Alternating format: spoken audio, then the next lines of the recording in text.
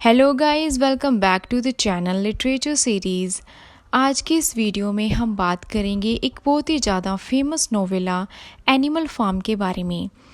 Guys, animal farm जो है वो एक सटायरिकल एलेग्रिकल वर्क है और इसको जॉर्ज ऑरवेल ने 1945 में लिखा था।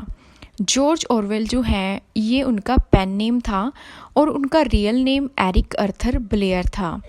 एरिक अर्थर ब्लेयर का जन्म 1903 में होता है और इनका जन्म ब्रिटिश इंडिया में होता है जब इंडिया में ब्रिटिश ईस्ट इंडिया कंपनी का राज था और मोतीहारी नाम की जगह पे, जो कि अब बिहार में है और उस टाइम पे बंगाल प्रेसिडेंसी थी, वहाँ पे उनका जन्म हुआ था। वो बेसिकली अपने एंटी फासिज़म एंटी स्टैलिनिज़म वर्क की वजह से फेमस थे और टोटलिटेरियनिज़म पे भी लिखते थे। उनका जो वर्क था एनिमल फार्म, ये बहुत ही ज़्यादा फेमस हुआ था। और गाइज़, एक उनका और वर्क था जिसके लिए वो बहुत ही ज़्यादा जाने जाते हैं, वो उनका डायस्टोपियन वर्क है और ये भी एक नॉवेल है जिसका नाम है 1984। सो गाइज़, अब हम नॉवल शुरू करते हैं। इसमें क्या होता है और बेसिकली ये किस चीज़ के ऊपर आधारित है, तो उससे पहले हम थोड़ी सी इसकी बैकग्राउंड के बारे में बात करेंगे, क्योंकि विदाउट बैकग्राउंड हमको ये समझ नहीं आएगा। So let's get started. So guys, ये जो नॉवल है वो रशियन रेवोल्यूशन के ऊपर बेस्ड है, जो कि 1917 में हुआ था रशिया में आफ्टर फर्स्ट वर्ल्ड वॉर।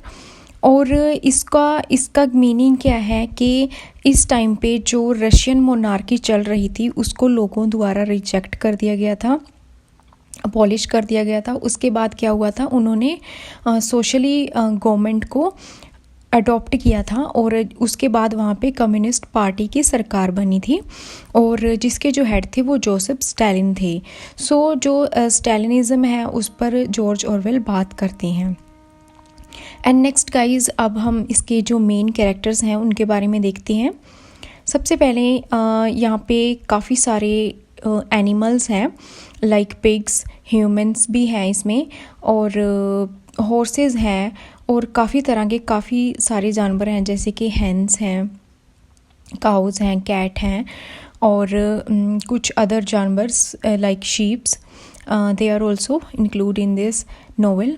सो सबसे पहले जो मेजर कैरेक्टर हैं इसके वो हैं ओल्ड मेजर। ये एक पिग है और एक बहुत ही ज़्यादा बूढ़े हो चुके हैं वाइट बोर है एक, और इनका जो इसमें कैरेक्टर है वो बहुत ही ज़्यादा इम्पोर्टेंट है।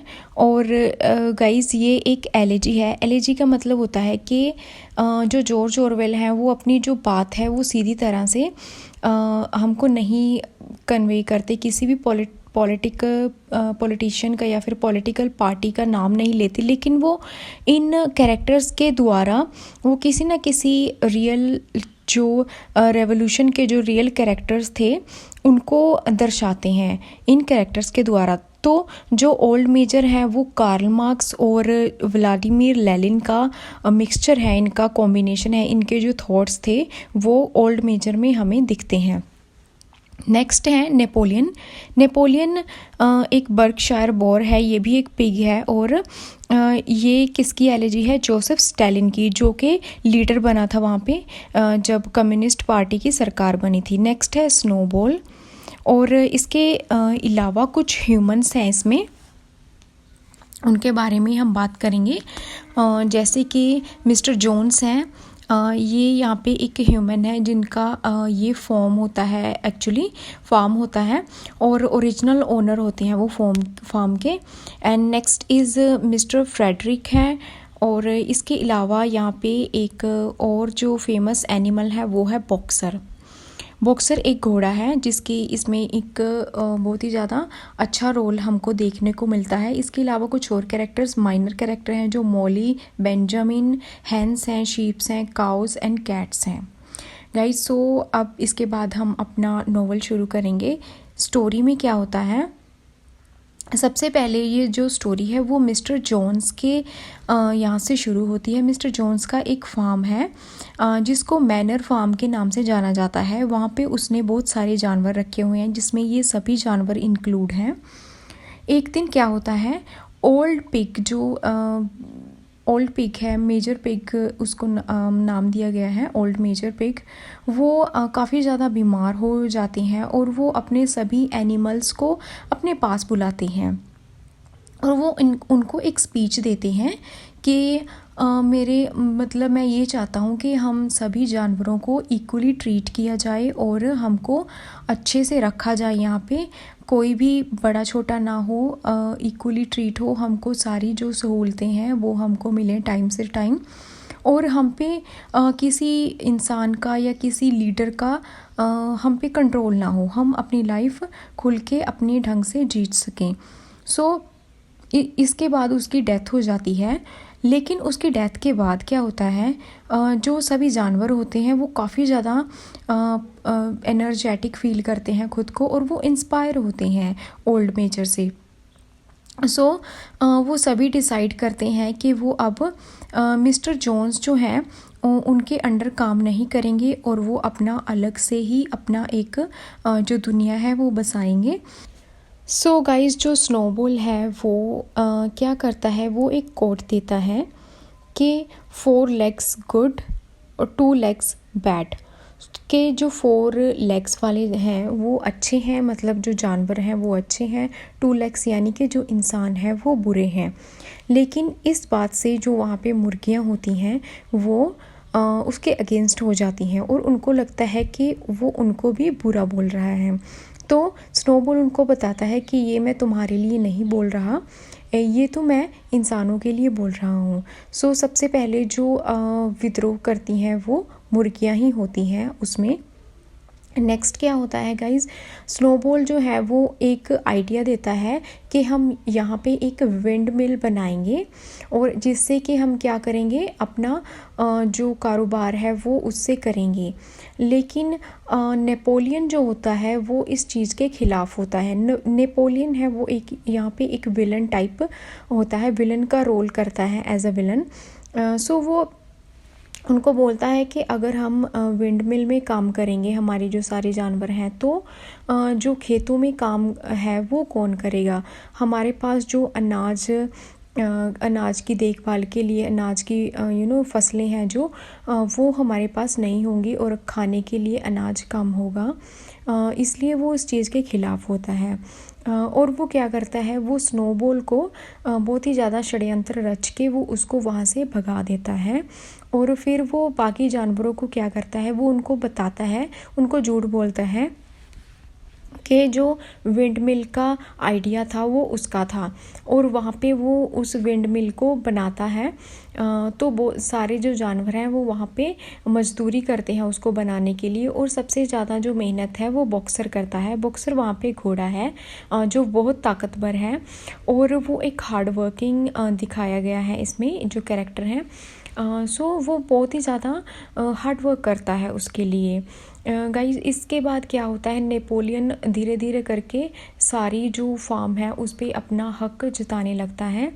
वो वहाँ पे जो कुछ रूल्स बने हुए थे इससे पहले कि कोई भी शराब नहीं पिएगा, यहाँ पे कोई किसी का मर्डर नहीं कर सकता और हर किसी को इक्वल खाना मिलेगा और जो भी सारी चीज़ें हैं, सहूलतें हैं, वो सबको इक्वल मिलेंगी, सबका स्टेटस इक्वल होगा। तो ये जो रूल्स थे वो धीरे धीरे नेपोलियन तोड़ने लगता है। वो क्या करता है, वो अपनी जो पिग्स हैं, अपनी उसकी कैटेगरी के हैं, वो उनको ज़्यादा खाना देता है, जिससे पिग्स जो है वो काफ़ी ज़्यादा हट्टे कट्टे हो जाते हैं और बाकी के जो जानवर हैं वो कमज़ोर रह जाते हैं। और ये क्या करता है, ये ट्रेड भी करने लगता है, मुर्गियों के अंडे चुरा कर बेचने लगता है, तो जिसकी वजह से मुर्गियां उससे नाराज़ हो जाती हैं और वो उसके अगेंस्ट बोलती हैं, तो वो मुर्गियों को मरवा देता है। उसके बाद क्या करता है ये जो नेपोलियन है, ये एक यहाँ पे एक कारोबारी आता है जो दूसरे उनके साथ के फॉर्म से आता है, जिसका नाम मिस्टर फ्रेडरिक होता है। और वो कहता है कि वो उसको अपनी यहाँ की जो लकड़ियाँ होती हैं वो उसको बेचता है, मतलब ट्रेड करता है, ताकि हम इनसे अपना जो राशन पानी है वो अच्छे ढंग से चला सके, बिज़नेस जो है वो अच्छे ढंग से चला सके। लेकिन फ्रेडरिक बहुत ही ज़्यादा चालाक इंसान होता है। वो नेपोलियन से भी ज़्यादा तेज़ होता है। वो क्या करता है, उसको नकली पैसे देता है, जिसकी वजह से उनमें लड़ाई हो जाती है और वो वहाँ से चला जाता है, मतलब इनका जो बिज़नेस है वो बंद हो जाता है। और फ्रेडरिक क्या करता है, वो मिल को पूरी तरह से तबाह कर देता है अपने साथियों के साथ मिलकर। जो मिल है वो अब ख़त्म हो चुकी होती है और वो वहाँ से चला जाता है। उसके बाद काफ़ी सालों के बाद फिर से क्या होता है, जो नेपोलियन है वो एक साथ के किसी बिजनेसमैन से, जिसका नाम पिलकिंगटन होता है, उससे वो कुछ फार्म्स और ख़रीदता है, कुछ उसकी ज़मीन ख़रीदता है और अपने फार्म की बाउंड्रीज़ हैं उनको बड़ा कर लेता है।